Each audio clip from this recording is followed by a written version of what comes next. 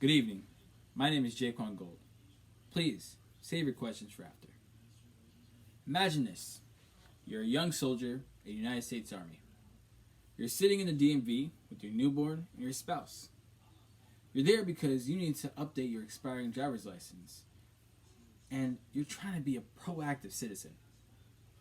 After 2 long hours of waiting, you finally get up to the counter, present all of your necessary paperwork that you prepared beforehand to include the proof of address for the house that you're renting, only for the clerk to say, "Sorry, we can't help you."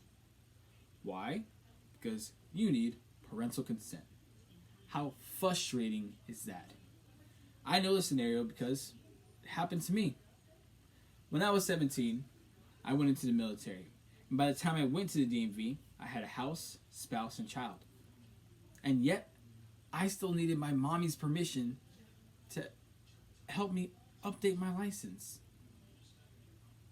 Now, this happened to me, but I know it happens to a lot of our young service members. And that brings me to my topic for today. I want to change the law to make it so all military personnel are treated as if they're over 21. I'll explain why this is an issue, how easy it is to implement, and how it'll look as an individual and the military as a whole. Let's begin by listing some things you can't do before the age of 18. In the United States, before the age of 18, you can't vote, which is especially problematic for our young military because that means they don't have a contribution in who is going to be their commander-in-chief. Also, there's my scenario I just gave about not being able to update your license without parental consent. Also, without parental consent, you can't get tattoos or piercings. If you're adopted, you can't opt in to try and find your biological parents. You can't change your name, nor can you create a will, which I shouldn't even have to explain why that's an issue while being in the military. Now let's list some things that you can't do before the age of 21. The big one that everyone wants to talk about always, not being able to drink, purchase, or be around alcohol. Well, we'll get into that one later. So besides that, you can't purchase a weapon. Since the end of 2019, you can't purchase tobacco. You can't rent a vehicle, which by the nature of the military having to move often is definitely an issue. You're not entitled to the full minimum wage, which is a problem for our National Guard and reservist soldiers. Now, these are just some things, but now you might say, why is that really a problem? Why aren't these laws implemented for a reason? If you're under 21, you're just immature. And to that, I say, what is maturity? Is it age-driven, behavior-driven? How do you really determine when someone's truly mature? By looking up several definition sources, I came to the consensus that maturity is a state of being fully developed. Now let me ask you this. Do you feel fully developed? If your answer is yes, I'd like to challenge that. Because how can it be if every day you're continuously learning about yourself, your environment, and every aspect of your life? When are you truly mature? How are you ever going to be fully developed if every day you're at a constant state of growth and development? So how can you put an age on maturity? Surely lawmakers, if you are going to make a law that is tied to the arbitrary, subjective number of adulthood, then there should be rules, regulations, and exceptions to that rule. Specifically talking about our soldiers, sailors, airmen, marine, and guard, who stand for our country, who are disciplined, physically and mentally tough, who signed their lives to protect this country,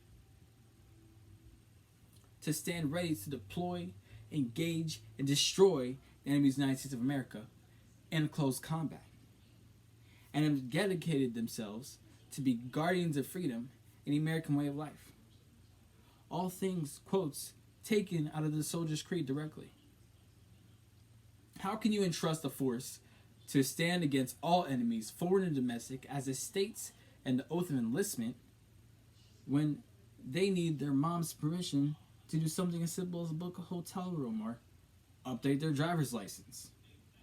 How can you entrust someone to put their lives on the line for their country when that same country doesn't trust them to be responsible enough to purchase alcohol? How can you? And that brings me to my two slides. Here we have two child soldiers, one saluting, one with a weapon. And this is how society sees our young service members who are underage, as small, young, weak children just playing games. But in reality, our young service members are no different from any other service member. They are strong, they are adults, and this is how they should be seen, as warriors, heroes, and protectors. It's time to put some respect on our underage service members, as they deserve it just as much as anyone else. Now let's talk about how it's implemented. I want you guys to sign a petition to push this bill forward. A couple questions you might have. Well, how do you discern between who's a service member and who isn't? Well, the military already did that for us. Military ID. Well, what makes a 17-year-old service member and a regular 17-year-old different? Well, parental consent is needed, but once that parent signs that line, they have signed their rights to childhood and are now an adult. Well, what makes any young service member different from any other young person? Well, that service member has signed their lives, their rights in that contract to fight and potentially die for your rights and liberties as well as mine. Well, let's talk about how it affects individuals in the military. I will start by saying this scenario and what happened to me. When I was 19 at Fort Bragg, I was a team leader of several other soldiers, having to care for their well-being and deployment capabilities. Now, the ages of these soldiers were 18, 21, and 30. Mind you, I was 19 myself, and every mission I completed to a T and took care of all of my soldiers. Yet, I was underage. And around that same time, around my wife and I's anniversary, we decided to go to a hotel. And my mom's friend happened to be in town, and so we gave we have where we wanted to be, so we gave our daughter to her. And we went to the hotel that I booked and purchased, in order for the clerks to tell us that we can't check in. Why?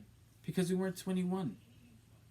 So I had to call my mom's friend to walk 20 minutes from her apartment with our daughter so she can come check us into the hotel that we paid for, even though I'm about to deploy to a different country and take care of several other soldiers.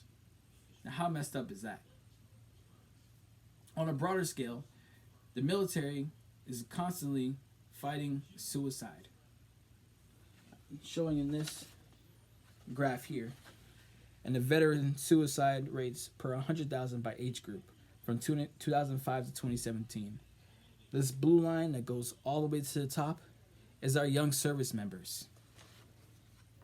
Our young service members are dying at a higher rate than other service members. Now, there's no clear interpretation of why this is, but a clear way to impact suicide and to impact suicide is social interaction. Now, also tied to the military is alcohol. Fortunately or unfortunately, that means those soldiers who are underage are ostracized from being socially interactive outside of the workplace. Why is this? Well, because some soldiers who do go, some soldiers who don't go are living in fear of being reprimanded or facing UCMJ action for just being around alcohol. And those who are around alcohol are reprimanded for being around alcohol or partaking in such.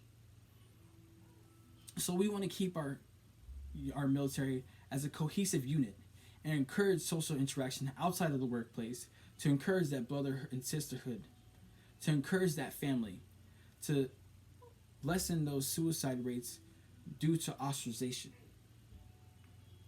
And I'll end by saying that we need to put respect on our service members, old and young.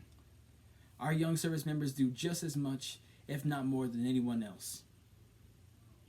And they deserve for you guys to put your name on that petition and push this bill forward. I thank you for listening and thank you for coming. If you have any questions, please proceed. Thank you.